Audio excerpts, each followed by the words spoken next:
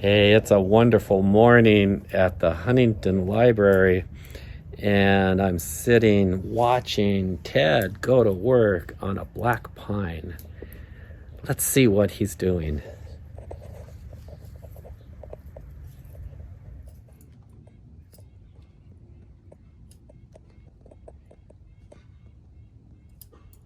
Well, this is Ted, and Ted is our curator of the Bonsai Nursery and Gardens. Good morning. Morning. So, what are you working on, Ted? I'm doing a fall winter clean out on a black pine here. So what happens is we cut our candles in June, and then what happens is we get budding coming out. Tell us what a candle is. Well, candle is this bud, when it extends in the spring, it becomes what we call a candle. It looks like a big finger sticking out. And then what we'll do is as they get up to a certain size, we'll cut them, and then the tree will give us secondary budding. So here you can see where the cut was made right there. And so two buds formed. So now we're going in and taking old needles from below that cutaway. So here we can differentiate. There's two little buds sitting there, so two little branchlets. So by taking all the clutter around it, we show where those two twigs are. So somebody has gone in and plucked this tree once. But what I'm doing, and what I often do, is I go and do a follow-up. And so what I'm trying to do is make sure we were very thorough. So I'm looking in here, and you can see a lot of these stems, the needles have been plucked, so you've only got that end bundle. But then all of a sudden I come into a spot like this, and there's all these old needles still sitting in here. And with a pine, when you're balancing the tree out, sometimes just a few needle bundles can make a difference. So what I'm trying to do is be very thorough and get all these old needles off all the way around the tree. So again, everything is balanced. So to the unaided eye, some needles look the same as the others. How can you tell it's an older needle versus... Well, one is location, because I'm looking for the fork, and anything below that fork is an old needle. So I know that for sure. The second little thing I look for is color and size. So you notice here, there's a bunch of short needles poking out, and the last bundle are these longer ones. So I know these are older needles. There's also a subtle gap in a pine. When it starts growing, there's always a little gap in space. So another thing would be to look for that very subtle gap between the needles, and anything below the gap will come off. So again, this has been plucked. So I'm not having to do every part of the tree, but I'm having to go and just check to see, well, where did they miss? Where were some needles still left on where they shouldn't be? Yeah, I learned on that liquid amber that you can make one rotation and then you walk away from it, and then all of a sudden you look over your shoulder and like, oh, I got to go back to that tree. Yeah. And do another rotation on it. Well, and sometimes just as you work your way around the tree, you look back at that different angle, and yeah, you can suddenly see something that was blocked by foliage or by branching. And so yeah, you in bonsai you have to train yourself to look at different layers, different dimensions within the tree. So it's very easy to see what's right in front of you, but then there's a layer right here, there's a layer right here. Also, I got in here, and sure enough, right in here, Oh yeah, you can see there's some different needle textures. And this is a regular black pine. This is not a cork pine. So when we pluck our needles, we pull them in the direction they grow. If this is a cork pine, we would be pulling them backwards, and then they will release easier. right. So this has an older trunk on it. It's pretty large. Yep. Gonna look under take a quick peek here. Wow, look at that. So what's the estimated, everyone always asks the age of everything, but well, two things. One, is this a new acquisition we just got? No, it's been here for a few years. Oh, okay. And this was something developed by a bonsai hobbyist. It's hard to say. I'm guessing this individual probably went out and found something in maybe a 10-gallon, possibly for this trunk size, even a 15-gallon can. Ah. This person also I know did development. So this tree probably was something he might have started working on in the 80s, and I'm sure it came from nursery stock.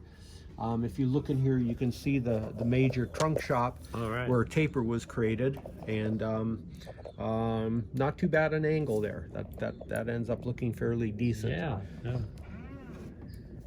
So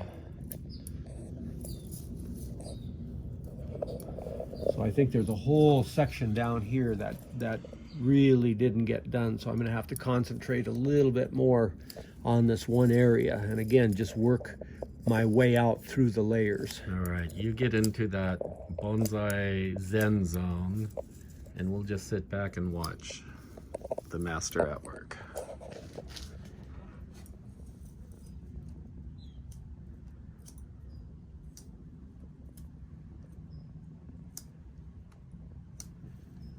One of the things you have to do when you start determining whether your fall winter work it's ready to work on is all these new needles out here, and these are all pretty hardened off. But if you come in the fall and you're grabbing something like this and moving it to be able to get to where you need to do your work, if these needles start just falling out, pulling out of the sheath, stop what you're doing and walk away. There needs to be a certain temperature gradient to harden this new growth off. And sometimes in Southern California, if we have a real warm fall, it takes a longer period for them to harden. Well, this year we've had some cool weather, and so a lot of this growth is hardened off, so I'm able to come and pluck it. I always check, and if when you start, if stuff is falling away, make sure you have the discipline to leave it alone for that time, because if you just keep at it, all your new current needles you're relying on will pull away, and again your tree will be terribly out of balance. I don't know if there's an actual term for it, but when I come up to a tree and I'm trying to get rid of dead leaves or stuff, I do a tree massage where that'll work. Where I rub through it and what's loose falls off, and that saves me a lot of time. Although with conifers and especially junipers, I wear gloves for that. Those can be quite pokey. Yep.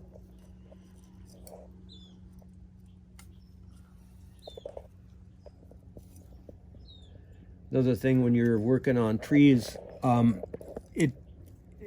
they grow in a three-dimensional fashion. So there are needles that are coming off the stem 360 degrees and radiating out. So you always have to make sure you get both sides. So I get my bottom, I lay stuff down, and then I get the top of my branch and the side of my branch. And so, like I say, you have to kind of discipline yourself to be able to recognize these different layers. And so I've got that layer done. I've got this layer done. Nope, that's a short one. And so now I can come in here too. I'm glad you talked about the 3-dimension. There was a visitor asking me the other day about the art form. And I was like, well, we trim the trees in 3-dimension, but bonsai is actually a 4th-dimensional art form with time. Because I can trim a tree this week, and when I come back, it's already grown. So I have to consider time. Yep. And that also includes over the many, many years and even decades. It's absolutely 4th-dimensional art. Yeah, and a lot of your bonsai processes take that into account. So we've worked on trees long enough to kind of know their cycles, and so we can more accurately know when we do something. We can more accurately know how that tree is going to respond.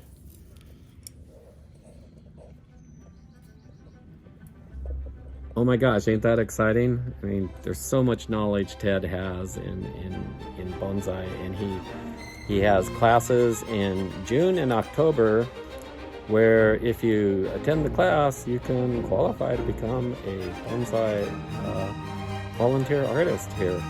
And Ted, thank you so much. That was awesome. Let's do more of these. What do you think? Sounds good. Have a good day, everybody. All aboard.